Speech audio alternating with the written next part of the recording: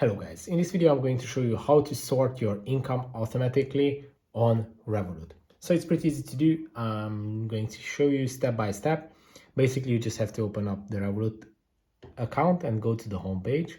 On the home page, go to the top right corner to this little statistics or graph icon. We're going to open up your analytics.